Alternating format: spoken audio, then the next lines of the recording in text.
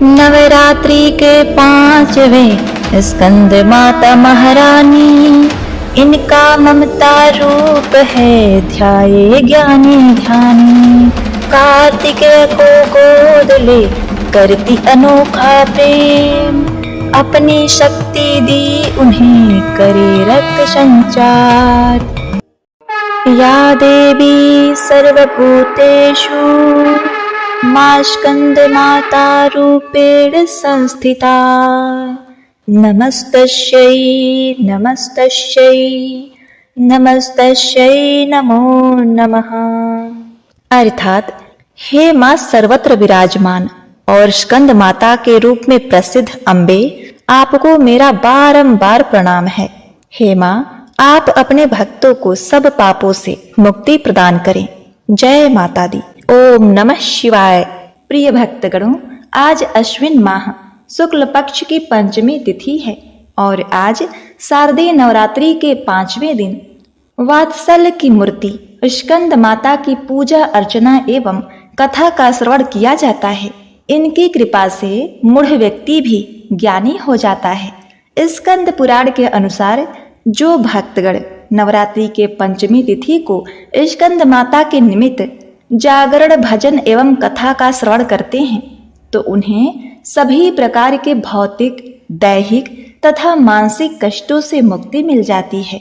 भक्तों की सभी इच्छाएं पूरी होती हैं। स्कंद माता भक्तों को भव सागर से पार लगाकर उन्हें मोक्ष प्रदान करती हैं। स्कंद कार्तिकेय भगवान, जिनकी माता होने के कारण इन्हें स्कंद माता के नाम से महिमा मंडित किया गया है।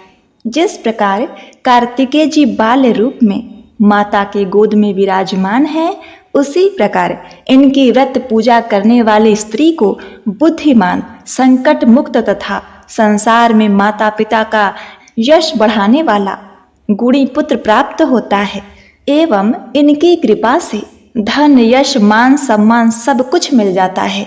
तो दिन साधक का मन विशुद्ध चक्र में अवस्थित होता है। इस चक्र के जागृत होने से समस्त लौकिक साधनों से मुक्ति मिल जाती है। प्रिय भक्तगणों, ये एक लौती माता हैं, जिनकी पूजा करने से स्वतः कार्तिकेय भगवान की भी आराधना हो जाती है। ये विशेषता केवल इन्हीं में है। अतः तो आज मैं सुना रही हूँ नवरात्रि के 5वें दिन सुनी जाने वाली स्कंद माता की बड़ी ही दुर्लभ पौराणिक व्रत कथा। जिस समय माता सती द्वारा अपना देह त्यागने के बाद भगवान शिव ने खुद को सजा देने के लिए और माता सती के वियोग में स्वयं को सांसारिक बंधनों से दूर कर लिया था और एक तपस्वी के रूप में पहाड़ के बीच कड़ी सर्दी में ध्यान मग्न हो गए। इसी दौरान असुर तारकासुर कठोर तपस्या कर रहा था। तारकासुर की तपस्या से भगवान ब्रह्मा प्रसन्न हो गए थे। वरदान में तारकासुर ने अमर होने की इच्छा रखी। यह सुनकर भगवान ब्रह्मा ने उसे बताया कि हे तारकासुर, इस धरती पर जिसने भी जन्म लिया है उसकी मृत्यु निश्चित है। कोई अमर नहीं हो सकता। इसके बदले तुम अन्य कोई वरदान मांग सकते हो। यह सुनकर तारकासुर निराश हो गया, जिसके बाद उसने अपना चतुर दिमाग चलाया और उसने ब्रह्मा जी से वरदान मांग लिया कि भगवान शिव का पुत्र ही मेरा वध कर सके। तारकासुर ने सोचा कि भगवान शिव तो कभी विवाह करेंगे नहीं, कि भगवान शिव माता सती के वियोग में घोर ध्यान में लीन हो गए हैं, कभी दोबारा विवाह करेंगे नहीं और ना ही उनका कोई पुत्र होगा। तब ब्रह्मा जी ने तारकासुर को वरदान दे दिया कि उसकी मृत्यु सिर्फ भगवान शिव के पुत्र के हाथों ही होगी। तारकासुर यह वरदान प्राप्त करने के बाद लोगों पर अत्याचार करने लगा। तारकासुर ने अपनी सेना के साथ इंद्रलोक पर भी आक्रमण कर दिया। उस वक्त देवताओं की मदद करने में कोई सक्षम नहीं था। तारकासुर और सूरपद्म नाम के दोनों राक्षसों को ब्रह्मा जी द्वारा यह वरदान प्राप्त था कि उन्हें मारने के लिए शिव जी की संतान को ही आना होगा। उन राक्षसों ने चारों ओर कलह का माहौल बना दिया और अपने आसपास हर किसी को परेशान करके रखा था। इन दोनों राक्षसों के अत्याचार को देखकर देवतागण भी चिंतित हो गए थे। तब सभी देवतागण भगवान विष्णु के पास गए और उन्हें अपना दुख सुनाया, परंतु भगवान विष्णु भी उनकी कोई मदद नहीं कर सके। विष्णु जी से मदद न मिलने पर देवताओं ने नारद जी के पास जाने का सोचा। उन्होंने नारद जी से कहा, तारकासुर ने हमारे सब अधिकार छीन लिए हैं और हम मदद की आस में दर दर भटक रहे हैं। यदि वह माता पार्वती से भगवान शिव को पति के रूप में पाने के लिए तपस्या करने को कहेंगे, तब शायद भगवान शिव उनसे विवाह कर ले और उनके मिलन से महादेव की संतान जन्म ले, जो उन राक्षसों का वध कर सके। अब नारद जी के कहे अनुसार माता पार्वती भगवान शिव को पति के रूप में पाने के लिए घोर तपस्या की और उनके कठिन भक्ति और तपस्या से प्रसन्न होकर भगवान शिव ने उनसे विवाह करने का निर्णय लिया। विवाह के पश्चात माता पार्वती और भगवान शिव दोनों देवदारू वन में एकांतवास के लिए चले गए। ऐसा कहा जाता है कि उस वक्त भगवान शिव और माता पार्वती एक गुफा में निवास कर रहे थे और यह उनके मिलन का समय था। उसी वक्त देवता भगवान शिव से मदद के लिए आए।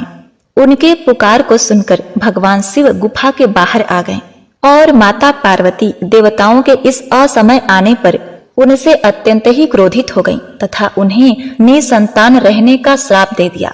अब भगवान शिव और माता पार्वती के मिलन से जो तेज उत्पन्न हुआ था, वह अग्निदेव ने कबूतर के रूप में धारण कर लिया, लेकिन वे भी उसे सहन नहीं कर पाए और भगीरथ को सौंप दिया। गंगा के लहरों के कारण वह तेज 6 भागों में विभक्त हो गया और वे 6 प्रकाशमान तेज गंगा में स्नान कर रहे कृतिकाओं के उदर में समाहित हो गया। इससे वे गर्भवती हो गईं। उन कृतिकाओं के संयोग से 6 मुख वाले भगवान कार्तिकेय का जन्म हुआ। कार्तिकेय के जन्म के बाद उन्हें तारकासुर और सूरपद्म नाम का विनाश करने के लिए तैयार किया गया। सभी देवताओं ने मिलकर उन्हें अलग अलग तरीके का ज्ञान दिया और राक्षसों से लड़ने के लिए उन्हें महत्वपूर्ण शस्त्र भी दिए। और इधर माता पार्वती ने भी अपने पुत्र को प्रशिक्षित करने के लिए एक देवी का रूप धारण किया, जिन्हें स्कंद माता कहा गया। उन्होंने इस रूप में अपने पुत्र कार्तिकेय को अस्त्र शस्त्र की शिक्षा दी तथा उन्हें अपनी समस्त शक्ति देकर उन्हें बलवान और शक्तिशाली बनाया। तब भगवान कार्तिकेय तथा दैत्य तारकासुर का बड़ा ही भयानक युद्ध हुआ। उस युद्ध में कार्तिकेय भगवान ने अपनी माता स्कंद माता की सहायता से तारकासुर का वध कर दिया और स्कंद माता ने उन्हें देवताओं के सेनापति के रूप में नियुक्त कर दिया। कार्तिकेय की माता होने के कारण उन्हें स्कंद माता के रूप में पूजा जाता है। स्कंद कार्तिकेय भगवान का ही दूसरा रूप है। स्कंद माता के विग्रह में भगवान स्कंद बाल रूप में उनकी गोदी में विराजमान है। इन देवी की 4 भुजाएं हैं। ये दाईं तरफ की ऊपर वाली भुजा से स्कंद को गोद में पकड़े हुए हैं। नीचे वाली भुजा में कमल का फूल है। बाईं तरफ ऊपर वाली भुजा में वर मुद्रा में है और नीचे वाली भुजा में कमल पुष्प है। इनका वर्ण एकदम शुभ है। ये कमल के आसन पर विराजमान है, इसीलिए इन्हें पद्मासना भी कहा जाता है। सिंह इनका वाहन है। इनकी भक्ति और पूजा पाठ करने से भक्तों को मोक्ष मिलता है और तन मन एकाग्रित होते हुए भक्त भाव सागर से पार लग जाते हैं। इस व्रत को पूर्व काल में जिसने किया उसका वृत्तांत सुनो। मनोहर नगर में राजा भीमसेन का राज्य था। उनका एक ही पुत्र था। इकलौता होने की वजह से वह अधिक लाड दुलार से पाला पोसा गया था। इसी कारण वह बड़ा जिद्दी और शरारती बन गया था। वह प्रतिदिन पनघट पर जाकर बैठ जाता और वहां पानी भरने वाली स्त्रियों के घड़ों को गुलेल से मारकर तोड़ देता, जिससे उनके घड़े टूट जाते और उनके कपड़े भीग जाते। सभी स्त्रियां उसके व्यवहार से बहुत ही परेशान होकर राजा के पास शिकायत करने के लिए गईं। उनकी शिकायत सुनकर राजा बोले, अब कोई भी घड़ा लेकर पानी भरने नहीं जाएगा। सभी स्त्रियां पानी भरने के लिए पीतल व तांबे के बर्तन ले जाएंगी, लेकिन राजकुमार अपनी शरारतों से बाज नहीं आया। वह उनके बर्तनों का पानी बिखेर कर उनके बर्तन जमीन पर यहाँ वहां फेंक देता, जिससे बर्तनों का आकार बिगड़ जाता और वे पिचक जाते। इधर अपने पुत्र के सलामती के लिए रानी नवरात्रि का व्रत किया करती थी। प्रिय भक्तगणों, राजकुमार की हरकतें दिन प्रतिदिन बढ़ती जा रही थीं। स्त्रियां राजा के पास शिकायत लेकर अधिक संख्या में आने लगी। राजा ने किसी प्रकार उनको समझा बुझाकर वापस भेज दिया और फिर वे सोचने लगे कि यदि राजकुमार की शरारतें इसी प्रकार बढ़ती जा रही हैं, तो हमारी प्रजा राज्य छोड़कर चली जाएगी।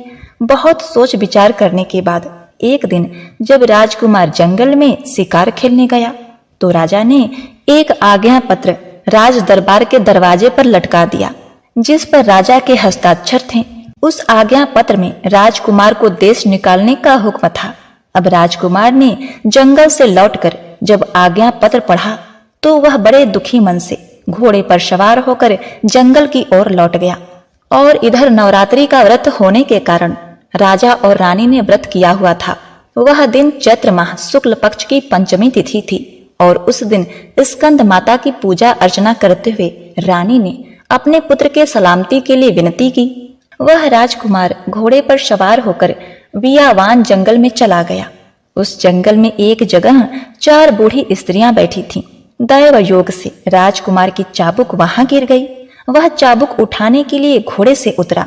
चाबुक उठाकर फिर घोड़े पर सवार हो गया तो वह चारों स्त्रियां यह समझी कि राजकुमार ने उन्हें प्रणाम किया है। वे राजकुमार से पूछने लगी, तुमने हम में से किसको प्रणाम किया है? तब राजकुमार ने कहा, तुम में जो आयु में सबसे बड़ी है मैंने उसे प्रणाम किया है। वह बोली, उम्र में तो हम सभी बराबर हैं।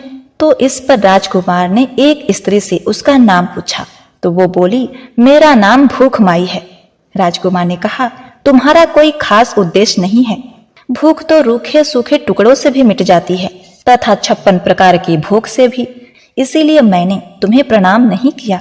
उसने दूसरी स्त्री से उसका नाम पूछा तो उसने कहा, मेरा नाम प्यास माई है। राजकुमार बोला, तुम तो भूख माई की तरह ही हो। प्यास गंगा जल से भी शांत हो जाती है और तालाब के पानी से भी, इसलिए मैंने तुम्हें प्रणाम नहीं किया। तीसरी स्त्री ने अपना नाम नींद माई बताया तो राजकुमार बोला, तुम भी लक्ष्यहीन हो। फूलों की सैया की तरह पत्थरों पर भी नींद आ जाती है, अतः मैंने तुम्हें भी प्रणाम नहीं किया। अब चौथी स्त्री ने अपना नाम स्कंद माई बताया। इस पर राजकुमार बोला, हे माँ, ये तीनों मनुष्य को व्याकुल कर देती हैं, लेकिन तुम उन्हें शांति प्रदान करती हो, अतः मैंने तुम्हें ही प्रणाम किया है। यह सुनकर स्कंद माता बड़ी ही प्रसन्न हुई तथा उसे 4 कौड़ियां देकर बोली, जब तक ये कौड़ियां तुम्हारे पास रहेंगी तुम्हें युद्ध और जुए में कोई भी नहीं हरा सकता। जो भी काम करोगे उसी में सफलता मिलेगी। तुम्हारी मनपसंद वस्तुएं तुम्हें मिल जाएंगी। अब राजकुमार वहां से चल पड़ा। चलते चलते वह एक राज्य की राजधानी में पहुंचा। वहां के राजा को जुआ खेलने का बड़ा शौक था। राजा के नौकर भी इस बुरी लत से बच न सके थे। राजा का धोबी धोबी घाट पर राजा के कपड़े धो रहा था। राजकुमार अपने घोड़े को पानी पिलाने के उद्देश्य से वहां पहुंचा और धोबी कहने लगा, पहले मेरे साथ जुआ खेलो, जीत गए तो राजा के कपड़े भी ले जाना और घोड़े को पानी भी पिला देना। हार गए तो घोड़ा यहीं पर छोड़ जाना, उसे मैं खुद पानी पिला दूंगा। यह सुनकर राजकुमार जुआ खेलने को राजी हो गया।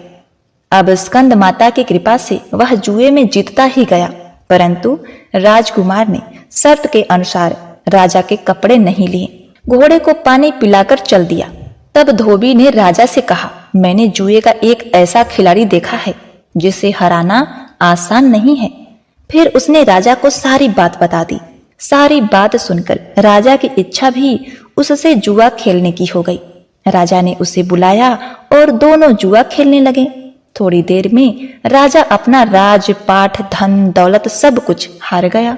यह देखकर कुछ चापलूस मंत्री राजा से कहने लगे, महाराज इसे मरवा दें। राजा का एक बूढ़ा मंत्री था। उसने राजा को सलाह दी, राजकुमारी का विवाह इसके साथ करा दीजिए तो यह राजपाट और मान सम्मान बना रहेगा। राजा को बूढ़े मंत्री की सलाह पसंद आई। उसने राजकुमारी का विवाह उसके साथ कर दिया। एक अलग महल भी उसके रहने के लिए दे दिया गया। राजकुमारी बड़ी ही सदाचार वाली थी। यहाँ उसकी सास नंदे तो नहीं थी, इसलिए उसने कपड़े की कई गुड़ियां बना ली तथा रोज सवेरे उन्हें सास ननद समझकर पैर छूने लगी और माता रानी की पूजा पाठ करने लगी तथा अपने ससुराल जाने की विनती करने लगी। एक दिन राजकुमार ने उसे गुड़ियों के पैर छूते देखकर पूछा तो राजकुमारी ने सारी बात बता दी। तब राजकुमार कहने लगा, गुड़ियों के पैर छूने की कोई जरूरत नहीं है, हमारे परिवार में तो सभी हैं। तुम्हारी इच्छा उनसे मिलने की है तो अपने पिता से आज्ञा ले लो। राजकुमारी ने अपने पिता से आज्ञा ले ली। राजा ने यात्रा का पूरा प्रबंध करके बेटी को विदा कर दिया। राजकुमार जब सेना सहित अपने राज के निकट पहुंचा तो प्रजा ने सोचा कोई राजा हमारे राज्य पर आक्रमण करने आया है। राजा रानी तो पुत्र वियोग में रो रो कर अंधे हो गए थे। राजा को जब आक्रमण की सूचना मिली तो वे स्वयं ही बिना लड़े राज्य त्यागने की इच्छा से आक्रमणकारी राजा के पास जाने को तैयार हो गए। परंतु जब उन्हें पुत्र के लौटने का समाचार मिला तो स्कंद माता की कृपा से उनकी आंखों की रोशनी वापस आ गई। रानी ने रीति रिवाज के अनुसार पुत्र व पुत्रवधू को महल में प्रवेश करवाया, सास बहू के पैर छुए और आशीर्वाद लिए। कुछ महीनों बाद बहू के गर्भ से एक सुंदर बालक ने जन्म लिया। इस प्रकार जिस राज्य में राजकुमार के चले जाने के कारण अंधकार छा गया था, वहां स्कंद माता की कृपा से आनंद छा गया। तभी से उस राज्य में स्कंद माता की पूजा अर्चना बड़ी ही विधि विधान से होने लगी और इस व्रत को करने के बाद स्त्रियों के पुत्र लंबी उम्र को प्राप्त होते हैं। उनके पुत्र चरित्रवान, गुणवान और आज्ञाकारी होते हैं। उनकी आयु लंबी होती है तथा वे अपने माता पिता का यश बढ़ाने वाले होते हैं। तो एक बार प्रेम से बोलिए, जय हो स्कंद माता, जय माता दी, ओम नमः शिवाय। प्रिय भक्तगणों, इस कथा को पूर्ण करने के लिए अब आप आगे सुनेंगे दुर्गा सप्तशती का 5वां अध्याय, देवताओं द्वारा देवी की स्तुति, चंड मुंड के मुख से अंबिका के रूप की प्रशंसा सुनकर शुंभ का उसके पास दूत भेजना और दूत का निराश लौटना। महर्षि मेधा ने कहा, पूर्व काल में शुंभ निशुंभ नाम के असुरों ने अपने बल के मद से इंद्र का त्रिलोक का राज और यज्ञों के भाग छीन लिए और वह दोनों इसी प्रकार सूर्य, चंद्रमा, धर्मराज और वरुण के अधिकार भी छीनकर स्वयं ही उसका उपयोग करने लगे। वायु और अग्नि का कार्य भी वही करने लगे और इसके पश्चात उन्होंने जिन देवताओं का राज छीना था उनको अपने स्थान से निकाल दिया। इस तरह से अधिकार छीने हुए दैत्यों तथा दैत्यों द्वारा निकाले हुए राजा अपराजिता देवी का स्मरण करने लगे। देवी ने उनको वर दिया था कि मैं तुम्हारी संपूर्ण विपत्तियों को नष्ट करके रक्षा करूंगी। ऐसा विचार कर सब देवता हिमालय पर गए और भगवती विष्णु माया की स्तुति करने लगे। देवताओं ने कहा, देवी को नमस्कार है, शिव को नमस्कार है, प्रकृति और भद्रा को नमस्कार है। हम लोग रौद्र, नित्या और गौरी को नमस्कार करते हैं। ज्योत्यानमयी, चंद्र रूपणी व सुख रूपा देवी को निरंतर नमस्कार है। शरणागतों का कल्याण करने वाली बुद्धि और सिद्धि रूपा देवी को हम बार बार नमस्कार करते हैं और राजाओं की लक्ष्मी तथा सवाणी को नमस्कार है। दुर्गा को दुर्ग स्थलों को पार करने वाली दुर्गपारा को सर्वकारिणी व्याख्याति कृष्ण और धूम्र देवी को सदैव नमस्कार है। अत्यंत सौम्य तथा अत्यंत रौद्र रूपा को हम नमस्कार करते हैं, उन्हें हमारा बारंबार प्रणाम है। जगत की आधारभूत कृत देवी को बार बार नमस्कार करते हैं। जिस देवी को प्राणी मात्र विष्णु माया कहते हैं उसको नमस्कार है, उनको नमस्कार है, उनको नमस्कार है, उनको नमस्कार है। जो देवी संपूर्ण प्राणियों में चेतना कहलाती हैं उनको नमस्कार है, उनको नमस्कार है, उनको नमस्कार है। जो देवी संपूर्ण प्राणियों में बुद्धि रूप से स्थित हैं उनको नमस्कार है, उनको नमस्कार है, उनको नमस्कार है। जो देवी सब प्राणियों में निद्रा रूप में विराजमान है उनको नमस्कार है, उनको नमस्कार है, उनको नमस्कार है।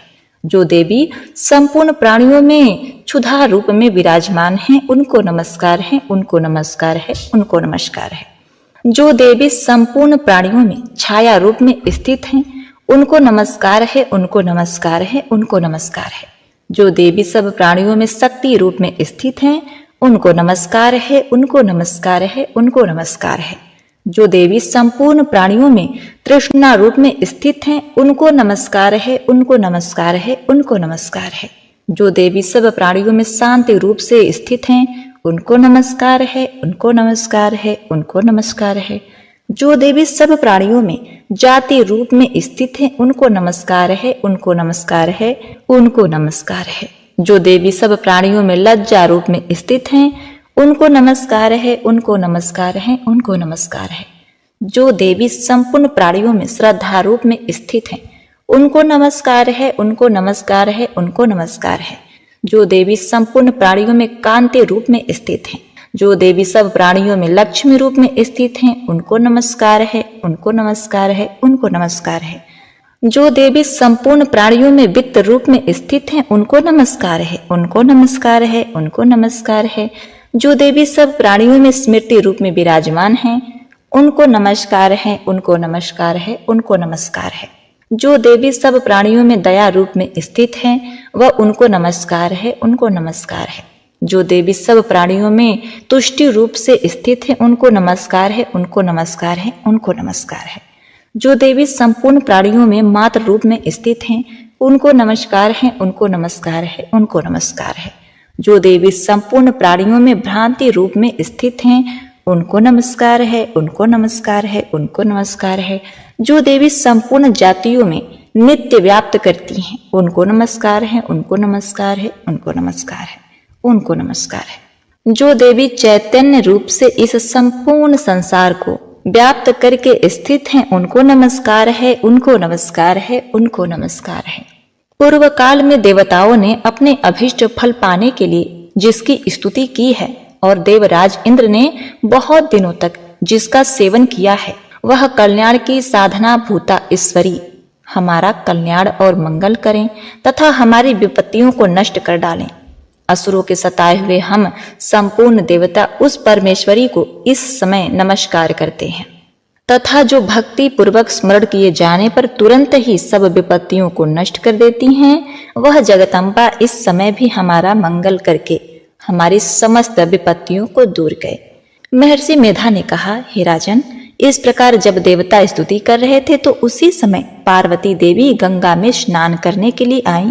तब उनके शरीर से प्रकट होकर शिवा देवी बोली, शुंभ दैत्य के द्वारा स्वर्ग से निकले हुए और निशुंभ से हारे हुए यह देवता मेरी स्तुति कर रहे हैं।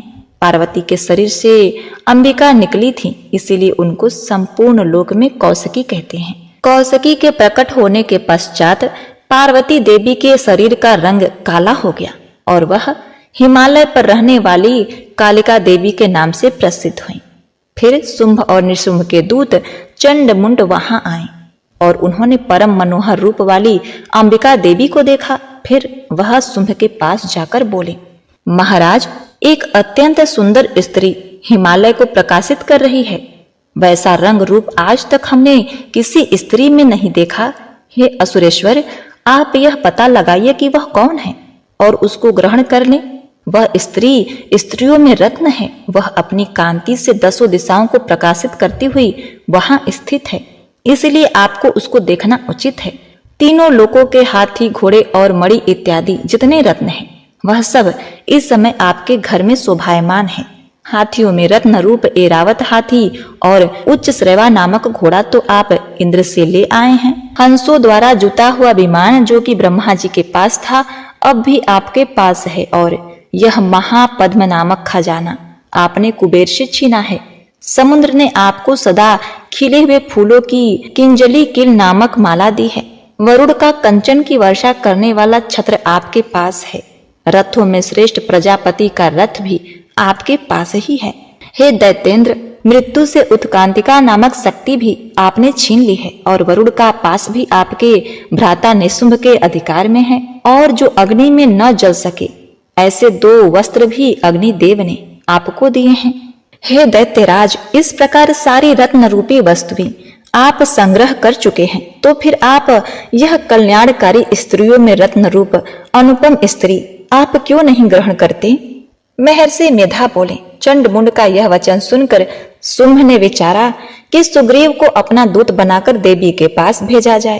प्रथम उसको सब कुछ समझा दिया और कहा कि वहां जाकर तुम उनको अच्छी तरह से समझाना और ये उपाय करना जिससे वह प्रसन्न होकर तुरंत मेरे पास चली आए। भली प्रकार समझाकर कहना। दूत सुग्रीव पर्वत के उस रमणीय भाग में पहुंचा जहां देवी रहती थी। दूत ने कहा, हे देवी, दैत्यों का राजा शुंभ जो इस समय तीनों लोकों का स्वामी है, मैं उसका दूत हूँ और यहाँ तुम्हारे पास आया हूँ। संपूर्ण देवता जिसकी आज्ञा एक स्वर से मानते हैं, अब जो कुछ उसने कहलाकर भेजा है वह सुनो। उसने कहा है कि इस समय संपूर्ण त्रिलोकी मेरे वश में है और संपूर्ण यज्ञों के भाग को पृथक पृथक मैं ही लेता हूँ और तीनों लोकों में जितने श्रेष्ठ रत्न हैं वह सब मेरे पास हैं। देवराज इंद्र का वाहन ऐरावत मेरे पास है जो मैंने छीन लिया है। उच्च श्रवा नामक घोड़ा जो क्षीर सागर मंथन से प्रकट हुआ था, उसे देवताओं ने मुझे समर्पित कर दिया है। हे सुंदरी, इसके अतिरिक्त और भी जो रत्नभूषण पदार्थ देवताओं के पास थे, वह सब मेरे पास है।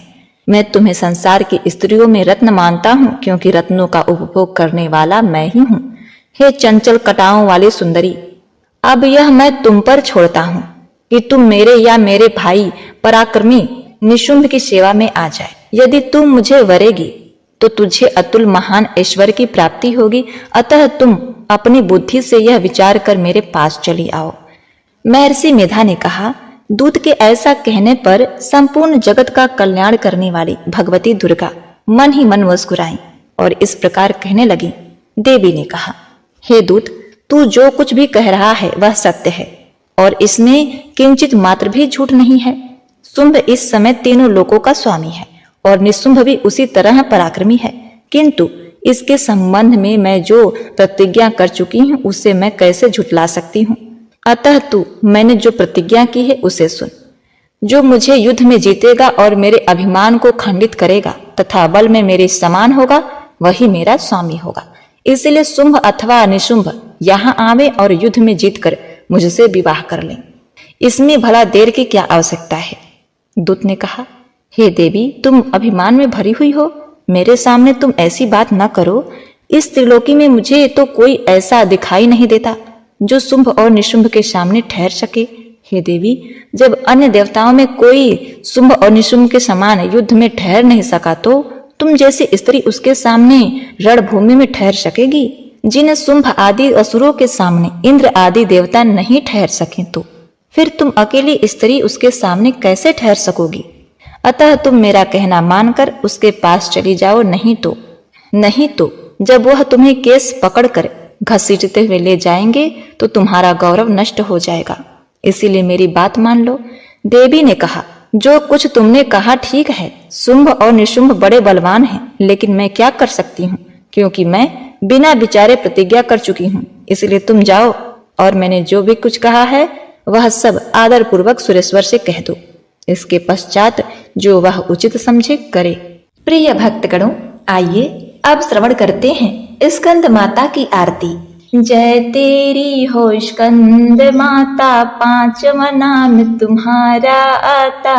सबके मन की जाननहारी, जग जननी सबकी महतारी। तेरी ज्योत जलाती रहती, हरदम तुझे मैं ध्याती रहती। कई नामों से तुझे पुकारा, मुझे एक है तेरा सहारा।